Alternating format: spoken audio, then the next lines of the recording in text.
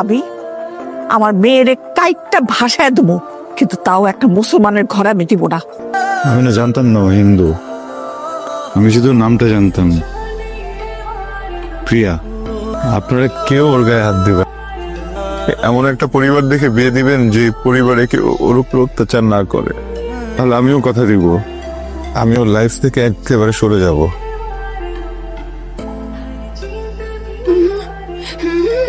দোস্ত, আমার নিয়ে ভালো লাগতেছে না, বুঝছিস? তোরা প্লিজ আমার একটা গার্লফ্রেন্ড ম্যানেজ করে দে না। মানে কি গার্লফ্রেন্ড ম্যানেজ করা কি এমনি এমনি হয়ে যায়? যদি হইতো তাহলে তো আমারই থাকতো একটা। দোস্ত শোন, আমার পার্সোনাল এক্সপিরিয়েন্স বলে যার যার গার্লফ্রেন্ড তারই ম্যানেজ করে নিতে হয়। আমার না একটা মেয়ের কাছে এত কিছু চাওয়া পাওয়ার নাই। এভাবে আমার হাত ধরেও দাঁড়ায় থাকতে হবে না। শুধু আমি ওকে একটা মিস কল দিব, আমাকে একটা কল ব্যাক করবে, তারপর আমি ওকে জিজ্ঞেস করবো, বাবু তুমি খাইছো? আমাকে বলবে হ্যাঁ বাবু খাইছি। পরে আমাকে জিজ্ঞেস করবে, বাবু তুমি ঘুমাইছিলা? আমি হ্যাঁ বাবু ঘুমাইছি। বুঝছোস না? আল্লাহ কি কিউট। এই, তোমরা আমার সামনে এইসব নাটক করবো না, বুঝছো? এমনি দেখতেছো আমি সিঙ্গেল একটা ছেলে, আমার মনে কষ্ট। নওয়া দরজার থেকে মাইয়া পাইছি। সমস্যা দেখতেছে মায়ের বাসা তো মানিকগঞ্জ। ফোন নাম্বার দিন। হ্যালো, আসসালামু আলাইকুম। ওয়ালাইকুম সালাম। আমার নাম সেতু, আপনার নাম প্রিয়া তাই না? আমি আমার বন্ধুর কাছ থেকে খবর নিচ্ছি, বুঝছেন? আমি যখনই জানতে পারছি যে আপনার নাম প্রিয়া, তখনই বুঝছি যে আপনার সাথে আমার কোনো না কোনো একটা ঘটনা ঘটবে। আচ্ছা, আমার কিন্তু আপনাকে পছন্দ হয়েছে। আপনার আমাকে পছন্দ হয়েছে তো? আপনি তো আমার নামটাই বলতে দিলেন না। কেমনে বুঝবো যে আপনার আমার পছন্দ হয়েছে কি হয় নাই? আপনার সাথে আমার কোনদিন দেখা হয়েছে? না মানে দেখেন নাই। তাহলে কথা হয়েছে কোনোদিন? না তো। তাহলে পছন্দ হবে কি করে? আপনি মনে হয় একটু বেকুব আছেন, তাই না? হ্যাঁ একটু। আচ্ছা, আমি তারপর ফোন দেবো না। এরকম বদমেজাজের ছেলের সাথে তুমি কথা বলবো না। আরে বদমেজাজ কখন দেখালাম আমি আপনাকে? বুঝলাম না তো বিষয়টা। এই যে শুরুর দিনই আপনার আমি একটু কথা বললাম, তাতে আপনার গায়ে লেগে গেল। আমি কোনো বদমেজাজের ছেলের সাথে কথা বলবো না। আপনি মাইনাস পয়েন্টে আছেন। মাইনাস পয়েন্ট মানে কত মাইনাস দিছি? -5। ও সমস্যা নেই, বললাম ক্লাস কম করবো, বুঝছেন?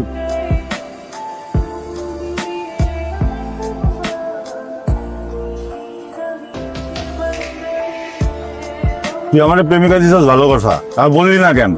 ওই মেয়ে অন্য ধর্মের।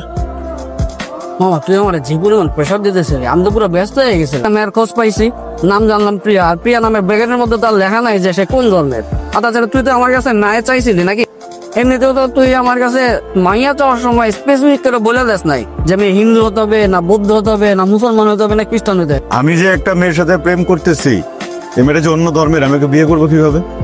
আরে তুই না বলি প্রেম করবি, এখন বিয়ের ব্যাপার আসলো কোথেকে? প্রেম করবো, বিয়ে করবো না? আমি কি করবো এটা বল?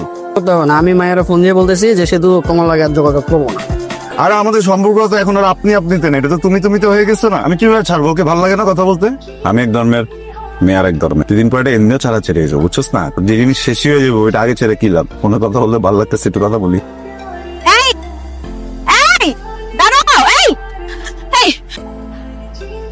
কি হয়েছে? এরকম করে পালাইছো কেন? কোনো সমস্যা? অনেকগুলো সমস্যা।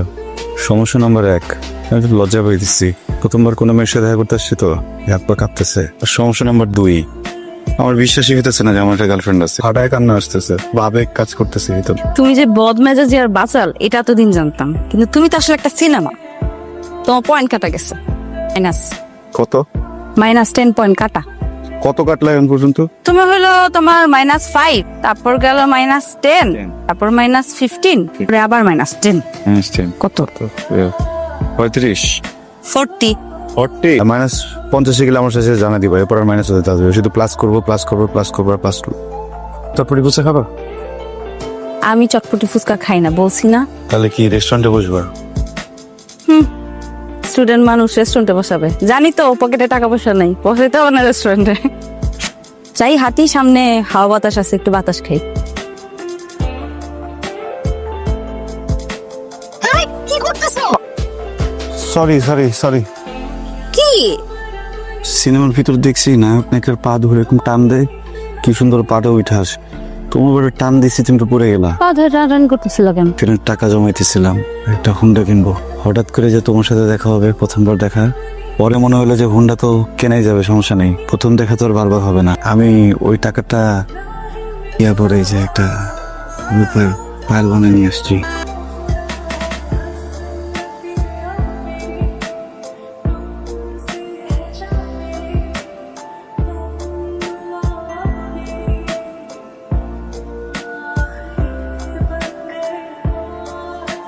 আমি দেখতেছি, হ্যাঁ আমাকে একটু সময় বছরই হয় ওসব পূজাতে আমরা।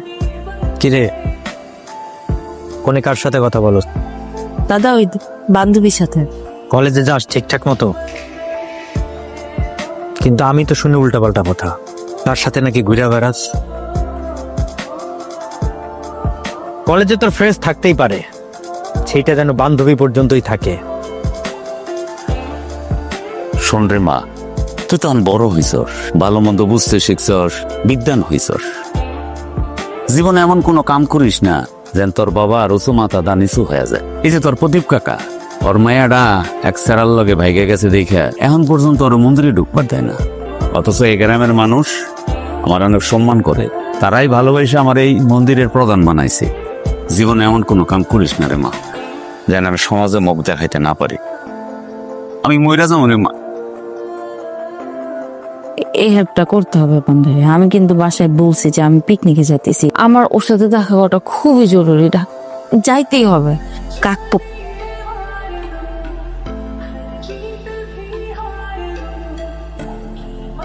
হ্যালো হ্যালো, বাবু, তুমি ফোন ধরতেছ না কেন? আমি দেখি কি হয়েছে তোমার? শরীর খারাপ নাকি? তুমি একটু ভিডিও কলে এসো তো।